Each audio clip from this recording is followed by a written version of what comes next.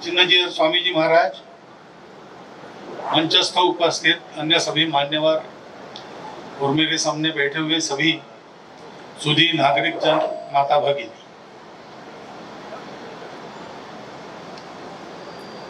यहाँ मैं आया हूँ तो कोई औपचारिक कार्यक्रम है ऐसा नहीं है। मेरे लिए अपना घर का ही काम है, क्योंकि अभी स्वामी जी ने बताया कि संस्कार मिलता है और संघ भी संस्कार का ही काम करता है। एक आनंद का प्रसंग है हम सब लोगों के लिए कि शिक्षा क्षेत्र में विद्या भारती जो काम करती है, मुक्त करने वाली शिक्षा मिले। पेट भरने वाली शिक्षा, वास्तव में पेट भरने के लिए शिक्षा की आवश्यकता नहीं है, दम चाहिए। जिसमें दम है वो अपना पेट भरता है और शिक्षित लोगों को अपने नौकरी पे रखता है। ऐसा हम देखते हैं दुनिया में। शिक्षित होना है क्यों? मनुष्य होना है। स्वामी जी ने बताया ऐसा। लेकिन इस कार्य के पीछे समाज का सहयोग ऐसे प्रसंगों पर दिखता है। अब यहाँ ये जो प्रकल्प चल रहा है इसका खर्चा कुछ कम है नहीं, लेकिन आप लोगों ने बड़ा उदार मन से इसके लिए इन 3 भवनों का निर्माण संपन्न कर दिया है। ये भवन होगा तो व्यक्तिगत आपका लाभ कुछ नहीं, इसमें मिलता नहीं है कुछ। हम संघ के स्वयंसेवकों की काम करने की आदत यह है कि जीवन भर खपते हैं और कोई थैंक यू भी नहीं कहता। कभी पूछा तो कहेंगे कि इससे ज्यादा तुम कर सकते थे, क्यों नहीं किया। लेकिन ऐसा होने के बाद भी आपका हाथ यहाँ पर लगा है और जो अभी दुनियादारी में संकेत है उसके अनुसार आपका धन्यवाद भी हमने किया है और करेंगे, करते रहेंगे। परंतु वास्तव में सोचिए कि हम सुख में क्यों रह सकते हैं इस दुनिया में। उसका कारण है कि हम लोग सब साथ में हैं, एक है। जब तक हम एक है तब तक हम सुख में रहेंगे। लेकिन हम एक कितने दिन रहेंगे? क्योंकि किसी के डर के मारे अगर हम एक है तो डर तो ज्यादा दिन चलता नहीं। किसी स्वार्थ के लिए एक है तो स्वार्थ पूरा होने के बाद अलग हो जाएंगे। असली एकता अंदर से आनी पड़ती है, क्योंकि हमारा देश हो या दुनिया हो, इसमें सब अलग अलग ही दिखता है। भाषा अलग है, भूषा अलग है, खान पान, रीति रिवाज, देवी देवता, रहने के स्थान, रहन सहन, ये सब अलग है। हम एक है किस आधार पर है? अपने यहाँ कहा गया है कि अंदर सब में राम है। सारा जगत नारायण से ही व्याप्त है। अपने 1/4 अस्तित्व से जगत को व्याप्त कर 3/4 बाकी है अभी। और वो हमारी एकता की भूमि है। ये ऊपर वाला अलगाव ये बदलते रहता है, भाषा भूषा वगैरह सब बदलते रहता है, लेकिन वो अंदर की एकता कभी बदलती नहीं। सृष्टि के उत्पन्न होने के पहले से वो है और सृष्टि विलय होने के बाद भी वो रहने वाली है। नई सृष्टि उसी से निकलेगी। ये विविधता उस एकता का ही आविष्कार है। उसको जानने से फिर कोई अपना वैरी नहीं रहता, कोई पराया नहीं रहता, कोई अलग नहीं रहता। सर्वम विष्णुमयम जगत, ऐसी स्थिति हो जाती है। और वास्तव में सबके लिए अपना कौन होता है? ऐसा व्यक्ति होता है। इसलिए ऐसे व्यक्ति को हम अपना पूजनीय मानते हैं, उनको भगवान मानते हैं, उनको अवतार कहते हैं, जो अपने जीवन से सिखाते हैं कि सबको एक मानकर विविधता में कैसे रहना। वो व्यवहार ज्ञान है, उसको हम अविद्या कहते हैं। वो अविद्या भी सीखना आवश्यक होता है। गुरु ने बताया कि सब जगह नारायण है। शिष्य बाजार में गया, सामान खरीदते खरीदते एक हाथी आया वहां, पागल हाथी,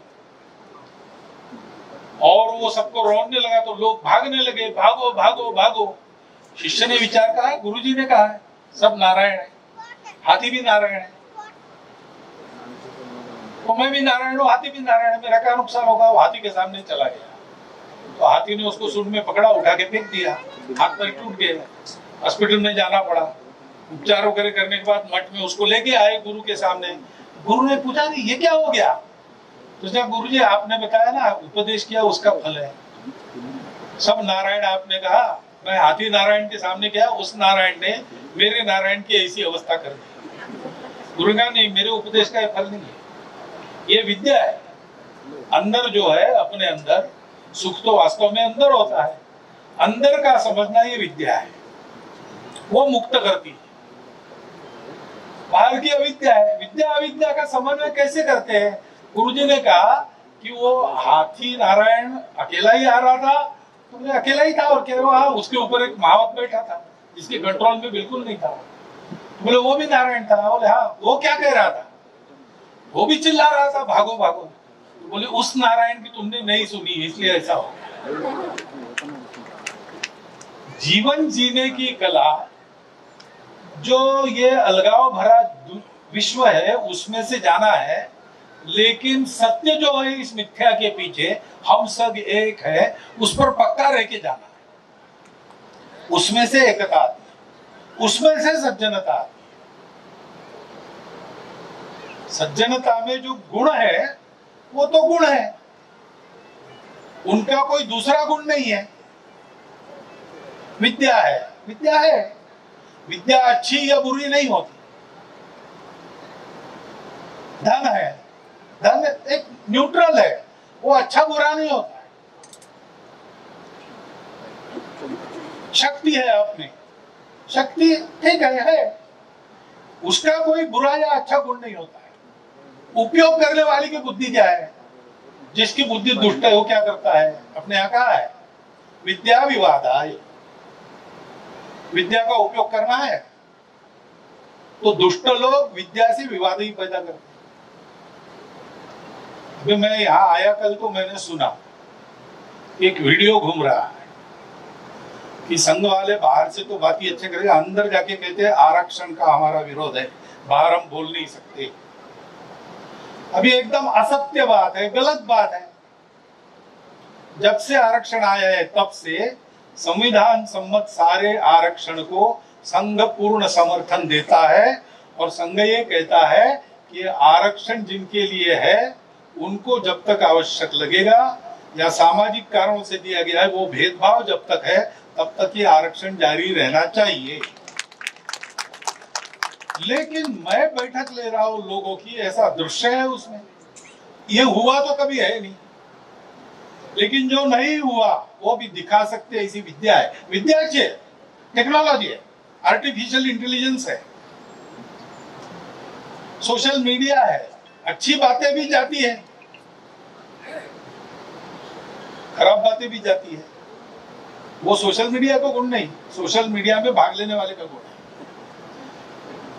तो ऐसी कपोल कल्पित बातें लोगों में भेजकर विवाद पैदा करना, उसका स्वार्थ है। चलो ठीक है, उससे हमारा कोई संबंध नहीं है। वो जो एक चल रहा है अभी चुनाव का माहौल, उसमें ये बातें चलेगी। मैंने उदाहरण इसलिए दिया कि ये सारे साधन, उनका अपना कोई खराब या अच्छा गुण नहीं है। विद्या विवाद ये दुष्ट का गुण, दुष्ट बुद्धि का गुण है, दुष्ट बुद्धि है।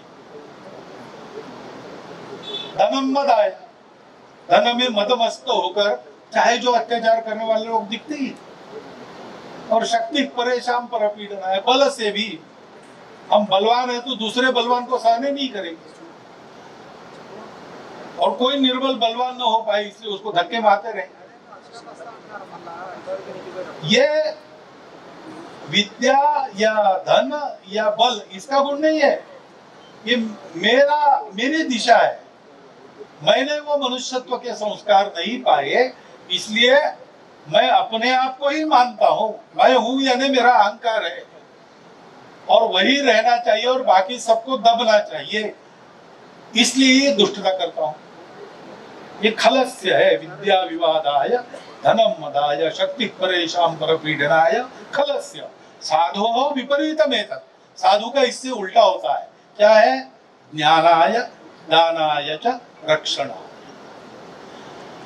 विद्या से ज्ञान देना, विद्या सीखने के साथ साथ ये बताना उसको कि इसको कल्याण के लिए उपयोग करना है।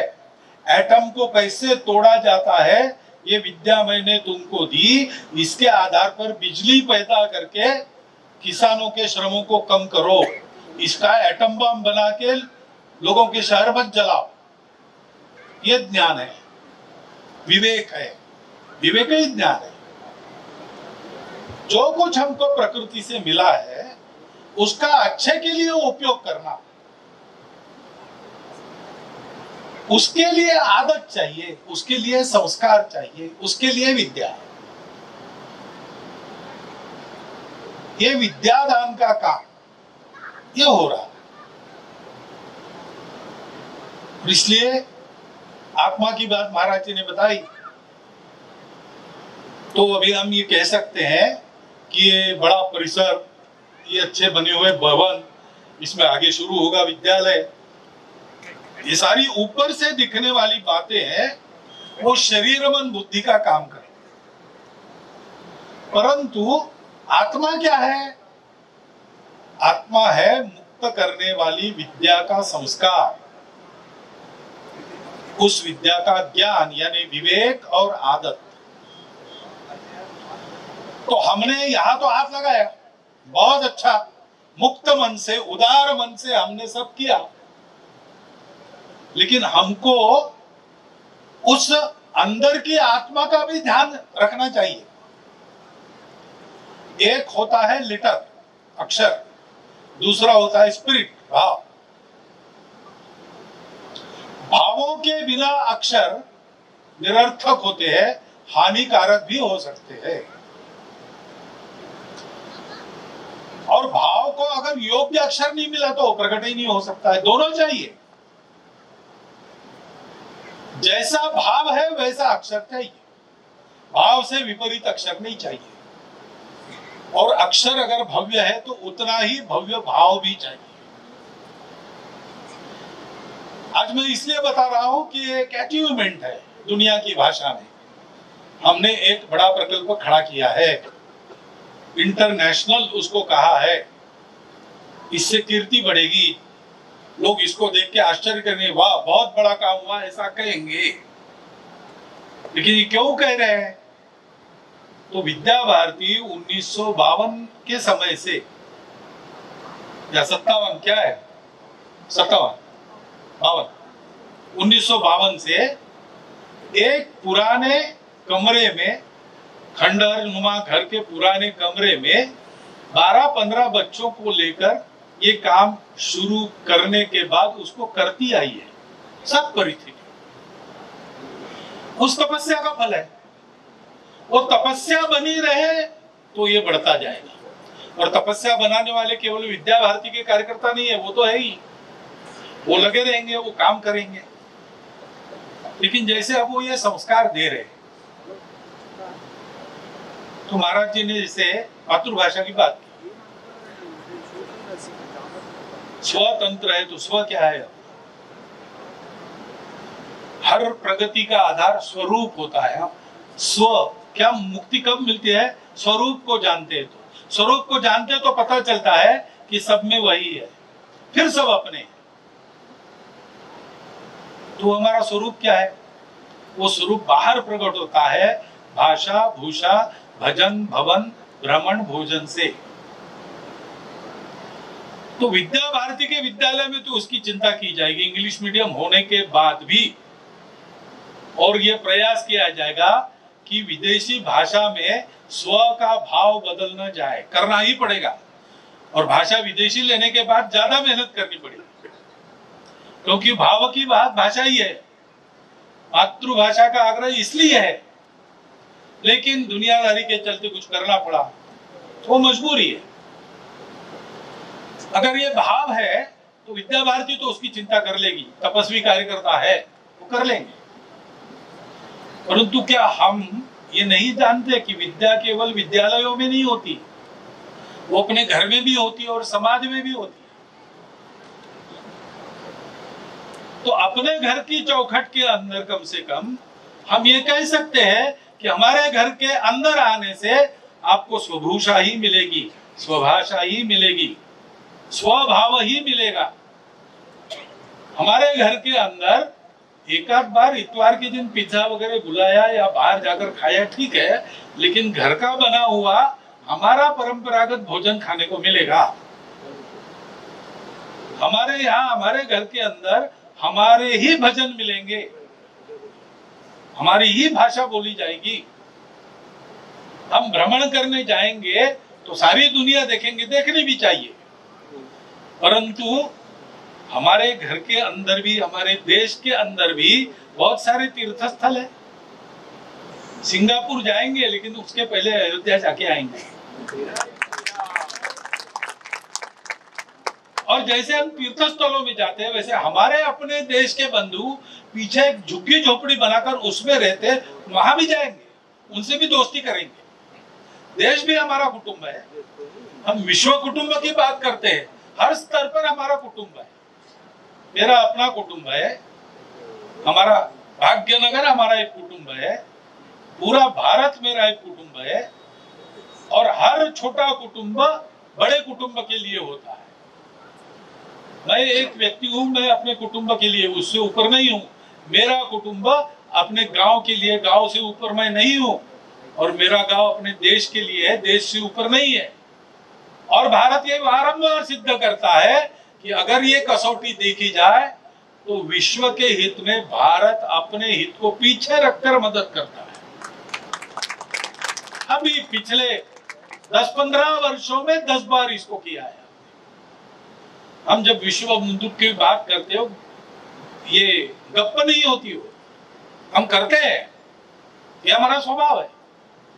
हम अपने घर के अंदर इस स्वभाव को बरकरार रख सकते हैं, उन संस्कारों को हमने ठीक रखा है, इसकी चिंता कर सकते हैं। समाज में भी, सामाजिक संस्थाओं में हमारा अच्छा सहभाग है सब लोगों का। हम ये देखेंगे कि जो कार्यक्रम होंगे हमारे, वो इस भलमनसाहत को सिखाने वाले ही होंगे। विद्या का उपयोग ज्ञानदान के लिए करो, धन का उपयोग दान के लिए करो, और शक्ति का उपयोग दुर्बलों की रक्षा करने के लिए करो। ये संदेश देने वाले ही कार्यक्रम समाज में हम करेंगे। ये सारे साधन है, उसका उचित उपयोग करेंगे, अनुचित उपयोग नहीं करेंगे। ये सारी बातें हम कर सकते हैं। जो आपने मेन मनी एम्यूनिशन में, विद्या भारती के पास मेन है, काम करने वाले लोग हैं, मनी और एम्यूनिशन की चिंता आप कर रहे हैं, बहुत अच्छी बात है, करिए और अधिक अच्छी कीजिए।